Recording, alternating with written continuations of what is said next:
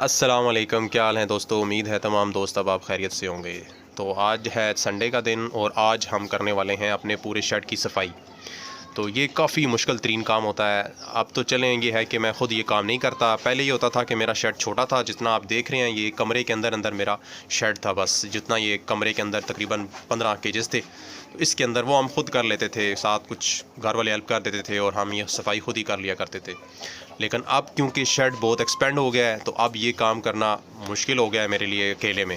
तो लिहाजा मैं जिस दिन सफाई करनी हो उस दिन कोई चौक से मज़दूर वगैरह ले आए तो उनसे मैं मतलब ये सारी सफाई कर लवा लेते हैं। तो ये अभी उन्होंने स्टार्ट कर दिया है काम। उन्होंने सारी मुर्गियाँ जो पहले सार कमरे की आपने मुर्गियाँ बाहर लाजमी निकालनी है। अभी जो पिंजरों के अंदर मुर्गियाँ हैं वो सारी बाहर निकाल रहे हैं, क्योंकि जब आप सफाई कर रहे होंगे तो वो जितनी दूर उड़ेगी, जो मुर्गियाँ अंदर हैं वो, मैं पहले एक दफ़ा ये मेरे से हो चुका है कि मैंने ये किया कि जिस केज के अंदर मुर्गियाँ हैं उस केज की मुर्गियों को बाहर निकाल के उसकी सफाई की, दूसरे केज में डालकर और उस केज की सफाई की। फिर उसमें से इस तरह ये हुआ कि जितनी धूड़ उड़ रही थी वो सारी मुर्गियाँ, जब वो भाई सफाई कंप्लीट करके घर गए तो अगले दिन मुर्गियों को सांस की बीमारी का इशू आ गया। लिहाजा ये आपने काम नहीं करना। आप ये देख रहे हैं जिस तरह ये भाई सारी की सारी मुर्गियाँ बाहर निकाल रहे हैं। आपने पहले पूरा शेड निकाल, एक तो उन्हें सफाई करना भी आसान होगी। अब वो देख रहे हैं उन्होंने पहले ये पूरे का पूरा शेड जो अंदर कमरे के केजेस थे वो सारे के सारे खाली कर दिए हैं।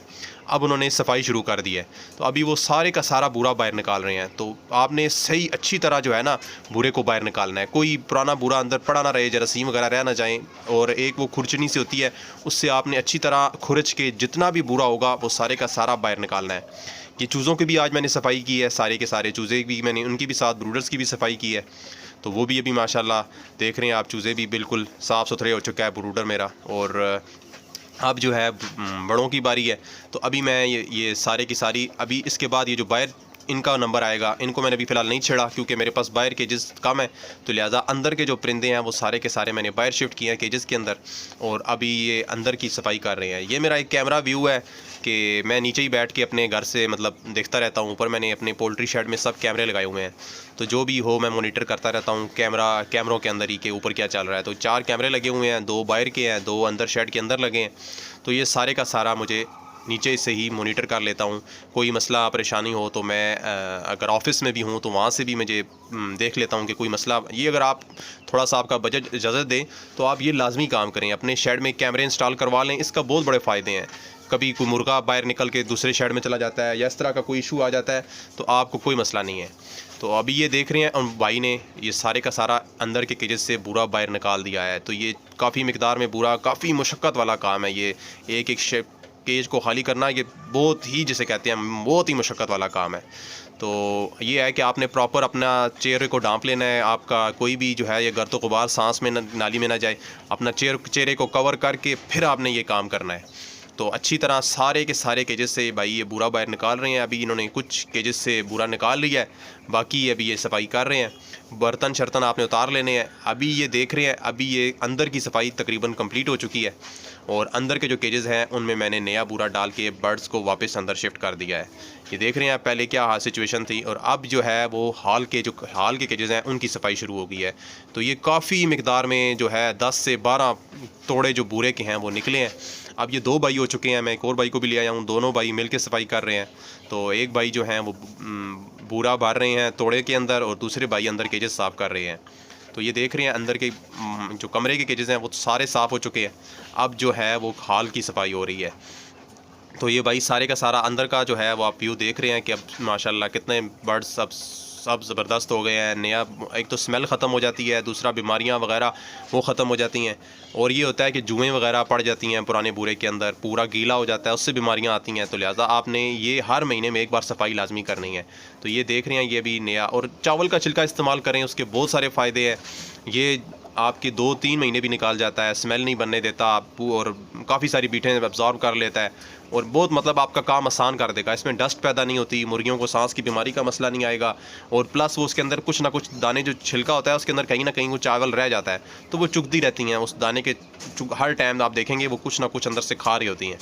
तो मैं तो ये 3-4 महीने कह रहा हूँ, काफ़ी अरसे से ये यूज़ कर रहा हूँ चावल का छिलका। तो मुझे तो इसका बेहतरीन रिज़ल्ट मिला है। अब उसके बाद ये बाहर के केजेस हैं मेरे, ये बाहर के केजेस भी तकरीबन वो साफ़ कर चुके हैं सारे के सारे। ये देख रहे हैं। अभी ये अंदर का व्यू अभी मैं दिखा रहा हूँ आपको। ये अंदर भी मेरे सारे केजेस साफ़ हो चुके हैं, नया बूरा डाल चुका है और मैंने आज ब्रूडर्स भी सारे साफ़ सफाई की थी उनकी। और ये अब मेरा माशाल्लाह से सारे के सारे, जब आप सफाई करा लेते हैं इतना ज़बरदस्त एक निज़ाम हो जाता है, फिर महीने डेढ़ तक आपको कोई टेंशन परेशानी नहीं। फिर आपने सिर्फ खाना ही डालना है, पानी डालना है, उसके अलावा कोई मसला परेशानी नहीं होती। एक तो बर्ड्स भी बीमारियों से पाक हो जाते हैं। दूसरी बात ये कि आपने जब सफाई करके नया बूरा डालना है उससे पहले नीचे कोपेक्स पाउडर लाजमी डालना है। आपने कोपेक्स पाउडर डाल लेना है ताकि उसमें जुएँ शुएँ जो हों वो मर जाएँ, जरासीम वगैरह मर जाएँ। थोड़ा सा हो सके तो चूना अपने शेड में डाल दें। जब आप नया बूरा डालने से पहले थोड़ा चूना डाल दें या फिर कोपेक्स पाउडर डाल दें। दोनों चीज़ें आप चाहे दोनों डाल दें, कोई मसला नहीं है। उससे ये होगा कि जरासीम वगैरह जो आपके शेड में रह गए हैं वो सारे के सारे जरासीम मर जाएंगे।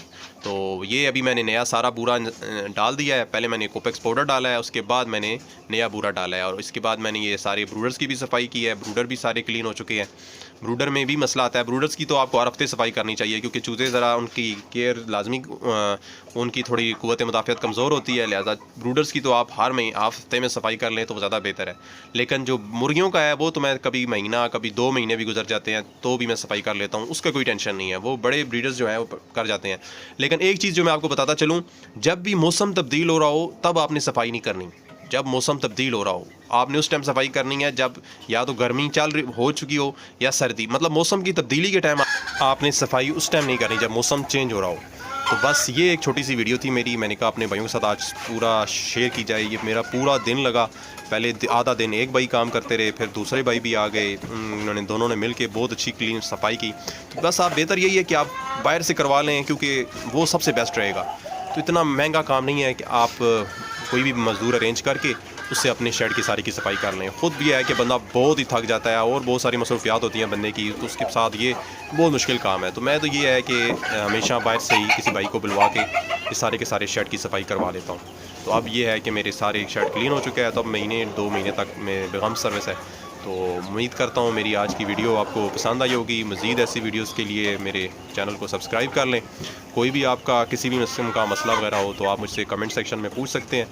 तो मेरी नेक्स्ट वीडियो तक के लिए अल्लाह हाफ़िज़।